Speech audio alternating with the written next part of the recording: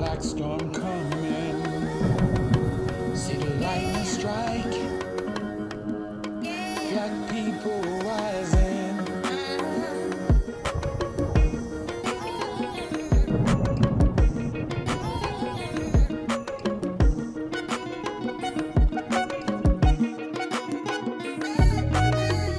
Hello and welcome to another edition of the Umoja Circle.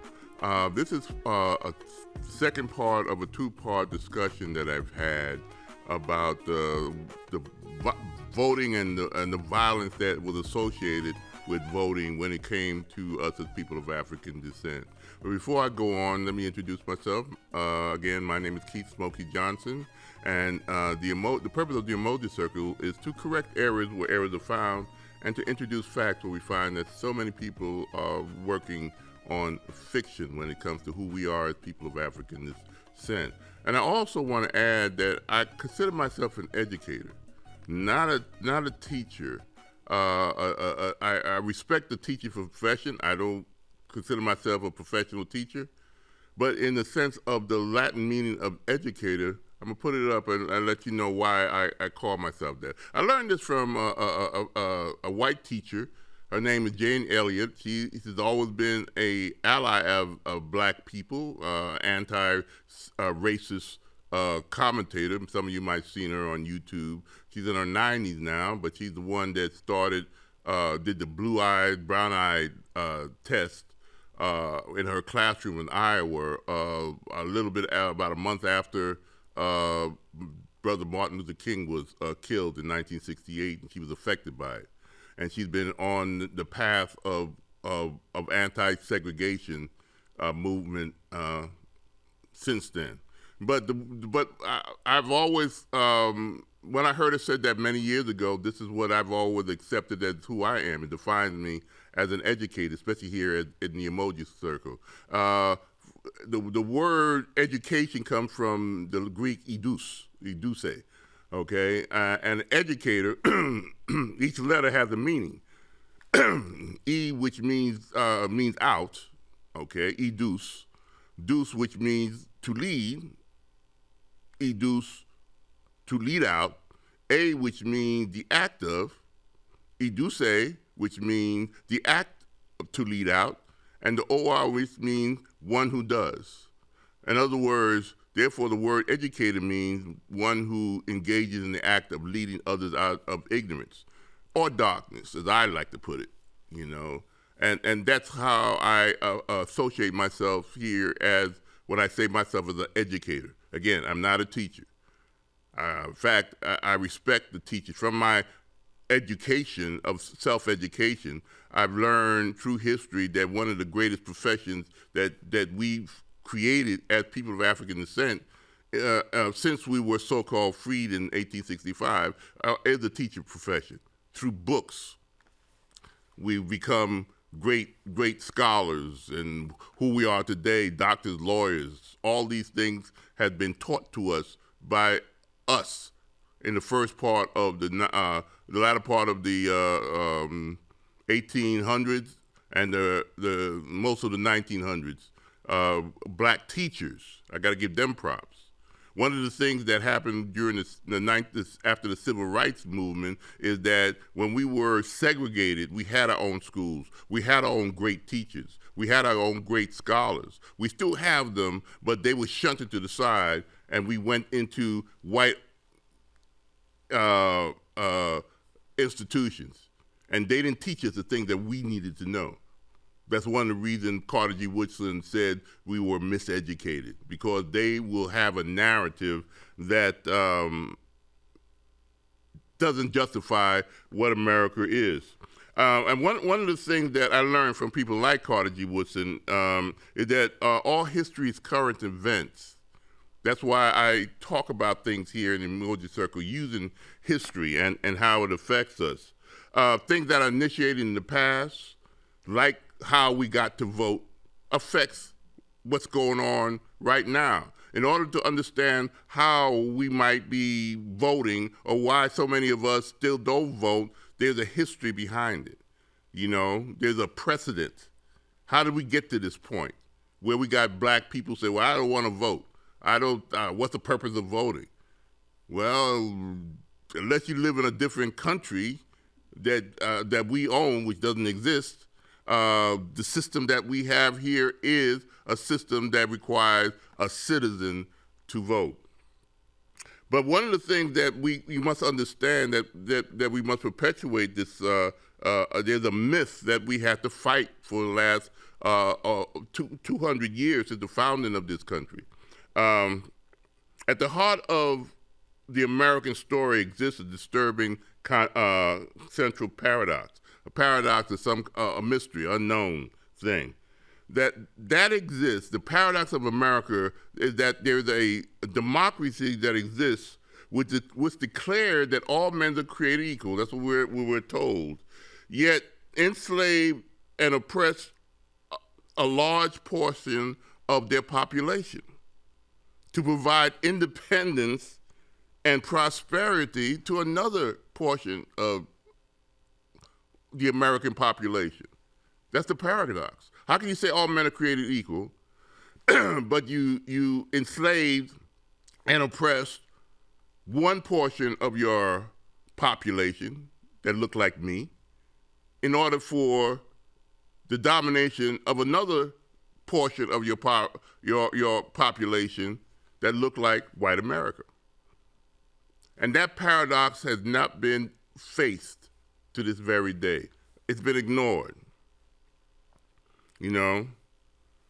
And how to this day in 2022, we're still living in that paradox.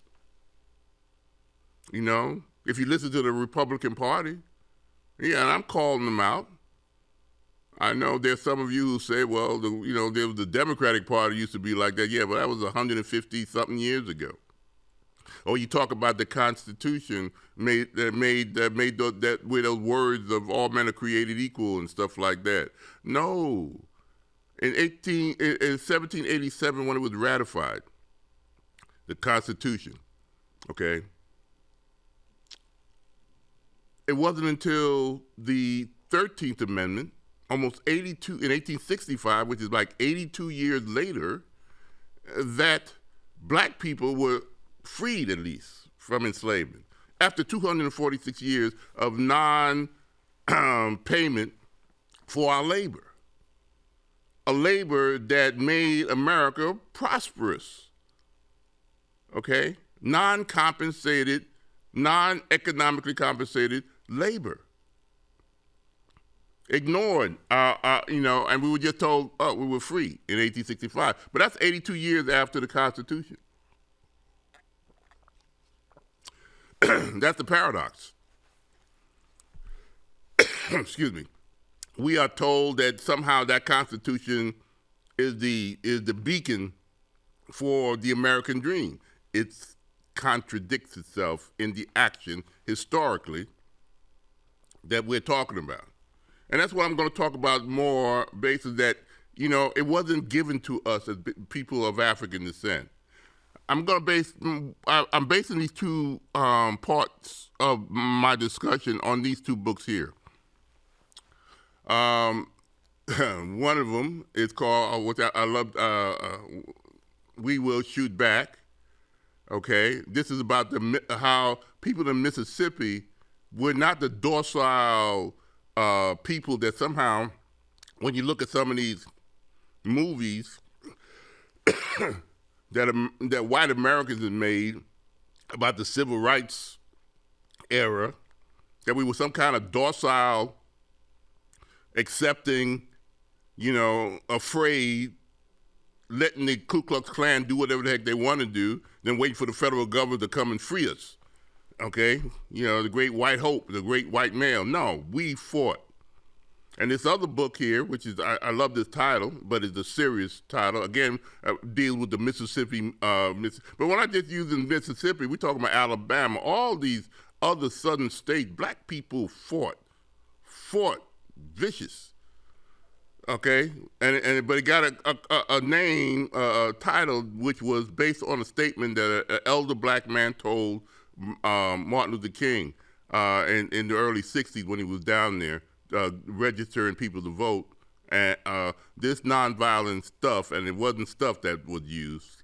SH, we'll go with stuff for now. Stuff will get you killed. And he was speaking truth because that old man and this sister right here fought back. Black people were not complacent, folks. We were not complacent. Okay, war, there was a war that we need to talk about. I think I missed a quote. Let's go back to a quote, if we could get that quote up there, of Mao Zedong. Okay, this is the quote I should have said before I showed the books, but I wonder that the politics that we vote in and we participate in is a war. Mao Zedong said, politics is war without bloodshed, while war is simply politics with bloodshed. Okay? That is what politics is. It was created, the system was created to be a martial system. Politics is war, and through dialogue, again, perpetual debate. The debates will never stop as long as there's in America. The way this system functions, you got to speak your truth. If you're not allowed to, and you have to be free to express your truth and vote your truth. That's the way this system is. I don't understand people who say, what's the purpose of me voting? Well, if you're listening to the current enemy of people of African descent, and I'm going to say that as the Republicans so far, because their policies, since Nixon at least, in '68, when he started his Southern strategy, which said that we just focus on the South, and we'll ignore the black vote, and they've been doing that since '68, because all those Dixiecrats and ex-Confederate sympathizers and who were in the Democratic Party after the 1964 Civil Rights Act of 1964, when President Johnson said it, who was a Democrat himself. He said that we've just lost the South when he signed the Civil Rights Act of 1964 into law. He was correct. You know, Mitch McConnell, who was a young activist at that time, you know, jumped to Republican. He was a Democrat. Okay, Ronald Reagan, who is the Republicans' poster child for their values, was a Democrat. All of them changed to the Republican Party because that's who a gentleman named Lee Atwater said, come, we'll take you. We just want your vote. We want your money. We want your strategy. The Koch brothers and all these other manufacturers, people who were once part of the John Birch Society, and read up on the John Birch Society, they were racists in suits. They permeated all aspects of the political landscape from the mid-1950s well through the 1960s, the John Birch Society. And they supported white segregationists. They tried to infiltrate city councils and all these other political processes to get and keep the people that look like me and those of you who look at this show not to be able to benefit from the Civil Rights Act. And it's still to this day, that's the policy of, when it comes to race in America, of the Republican Party. Okay? They have long-term vision of what's going to do. They'll be patient. You know, many of us today are not patient, but the neocons have been patient. They establish a system, okay? But again, this is nothing new. Again, the kind of thing that you see today being said was said before. The thing that you see these white supremacist people who are running in the midterm election in 2022, who stormed the Capitol building in 2021 on January 6th, when you saw a Confederate flag for the first time walking the halls of the Capitol building, that's ideology that goes back centuries. when it comes to white supremacy or the domination of white America. And it still exists. And it still exists in the political world. And if your weapon, if you're a citizen, then you are also called up, just like the National Guard, just like the reserves. You are called up on every 2 years for the Congress, every 4 years for the presidency, every 6 years for the Senate, to use your weapon of choice, which is your vote, in this political and perpetual war, so that your interests would be satisfied and the interests of those who oppose you will not, just like any battle. If you want to get that hill, then you got to fight to get to that hill. You're going to have opposition against you. And if you don't have strategies, you're going to fail sometimes. You might have to retreat. We've been doing that for 158 years at least. Okay, and that's the time from the end of the Civil War and our battles as people of African descent. And not only are we doing it politically in the realm of without bloodshed, but according to these two books, we've been doing it with bloodshed. Let me go to one case in point. Okay, this is called the Battle. You might not have heard of this. It's called the Battle of Liberty Place, or the Battle of Canal Street. And if the streets sound familiar, yes, it's in New Orleans. In September 14, 1874. Okay, again, this was not in 1921 when Black Wall Street was attacked. It was in Louisiana, in New Orleans. Black men were called, they were black militia. They were called because 5,000 ex-Confederates decided that they are going to overthrow the elected government, city government of New Orleans. And then there were 3,500 opposing that 5,000 Confederates, ex-Confederates. Same kind of attack, literally even worse than what happened on January 6th. And part of that militia, you had 5,000 members of the White League, a paramilitary terrorist organization, no different than the Ku Klux Klan, because they had various different names, okay, attacked and tried to overthrow and do a coup in America. America was not escaping coups. We don't talk about it. Those are part of that paradox of the land of the free, free speech. Come on. The reality is that there were white supremacists, the same type of mentality that you exist to this very day in this election, that's going to be trying to get Trump back into office in 2024, or whoever represents Trump, DeSantis or whoever, with the same type of mentality. Why that make America great again? That's what they were trying to do. Make their policy great again. Make America the way it was before the Civil War. Okay? Before the Confederacy was created. And one thing you got to understand, Confederacy don't work.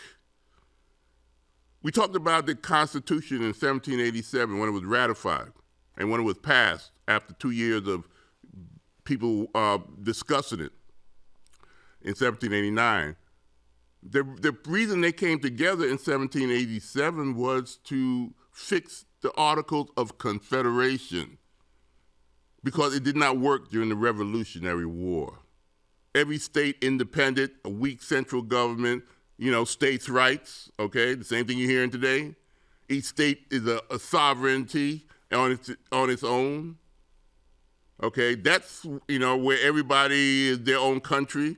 One of the reasons Robert E. Lee betrayed his oath of office to the Union Army is because he considered Virginia his country.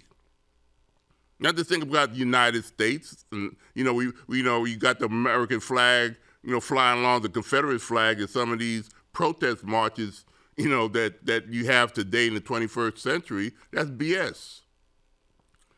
That hides the fact that that battle flag that you saw go through the Capitol building on January 6th, the men who were behind that were shooting people who had the American flag on the opposite side of that war. They were not together. So how dare those who protest and rally today talking about America, waving the American flag next to a Confederate flag? No, they considered the Confederacy a separate country. They shot and killed soldiers, the veteran soldiers who fought under that flag. This thing called politics is serious. One of the reasons I said in the last show that the Congress is one of the most powerful of the three branches of government. Yeah, you got the presidency, and he deals with policies, foreign policies, maintaining the military, and you have the judicial, which is appointed by the president. That's one of the reasons you got to make sure you understand who that president is, because the way the Constitution is interpreted is by the Supreme Court. But the turmoil of the flag, again, you're getting BS information if you don't read. If you don't read. There's a book here, see this one. It's called The Lie of Wilmington. This happened in the 1890s, late 1890s, 1896, I think. Wilmington, North Carolina. Another coup. You had what you call a fusion party, and that was Republican, white Republicans with black Republican fusion, and they created a city council, city government, duly directed by the vote. But those same people with the same type of ideology that fought on Canal Street in 1874, that stormed the Capitol building in 2021 with that same mentality, that same white supremacist belief, attacked that duly elected government, a coup. And not only that, there was a white paper and a black newspaper, and they burnt it down, freedom of speech, right? And they burned down the black community that was there and had them get out of town by midnight. America, the free, that's the paradox I started off with. The paradox of there's a mythology that's being taught in our educational system, and there's the reality of what actually happened and the turmoil that it takes to get us to this point.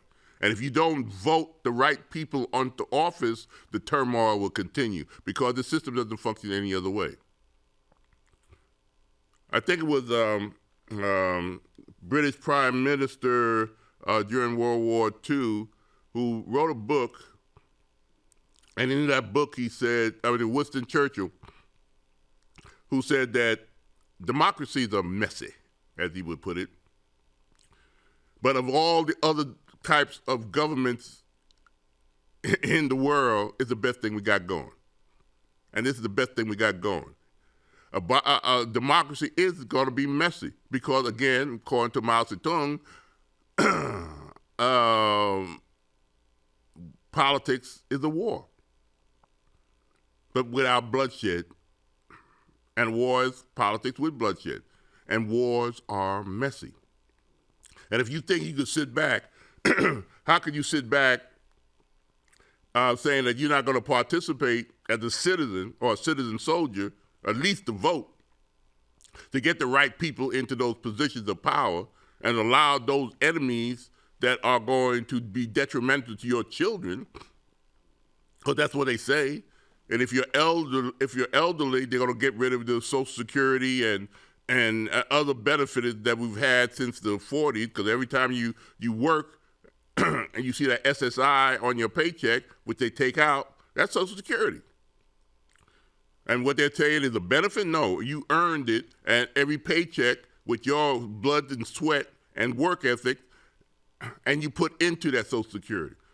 But what's the kind of information you're getting that somehow it is bad or is unsustainable? When do people start putting money into the Social Security? They've been stealing from it for the last 50 years. And I'm talking about the neocons. Knowledge is power. I tried to bring light and truth to the reality of what we have to deal with, why we vote. I'm not saying it's perfect. I wish there was another way of doing it, but again, like Churchill said, of all the other forms of government, this is the best way we can. If you're going to give up that right, then somebody else is going to, that doesn't have your best interest, is going to get their perspective into the system. And you see what's going on with the neocons today. No different than what's going on before. And again, if you didn't get enough about why we need to vote and why people sacrificed to vote in the 60s, but it wasn't only in the 60s. It was, again, in just after the Civil War. There's a little map I think I got to show that point. All those little dots you see, various shades of brown and tan, and those were all where there were battles, where people were killed by white supremacists in towns. Now, not only killed, but they fought back, but they were overwhelmed because a lot of the time the racist city councils or the National Guards went with the white supremacists to maintain that. You see the red dots? Every dot that is red, as the legend said, over 200 people were killed, black people. And this was just in 10-year period from 1865, the end of the Civil War, to 1876. During that period of time that we had those gains, and even when we had those gains and had those 2,000 black people were in political offices across the country during that period of time. It's called Reconstruction. This is the Reconstruction. But in 1877, there was a presidential campaign between Rutherford B. Hayes and Samuel J. Tilden. I went to Tilden High School in Brooklyn. And they compromised so that Rutherford B. Hayes became president. And in so doing, one of the compromises was to get the Union troops out of the South. Black people say, what the heck y'all doing? But they were betrayed by the white liberals of that time in 1877. That's why you will hear the betrayal of 1877. That's why. And by 1900, the last black politician left the office of Congress, okay? And it wasn't until the 1960s or late 1950s that we had, black politicians again. So you see, politics is a war, and you got to understand that truth. But I gotta go. So until then, until next time, peace, hotep, bye-bye.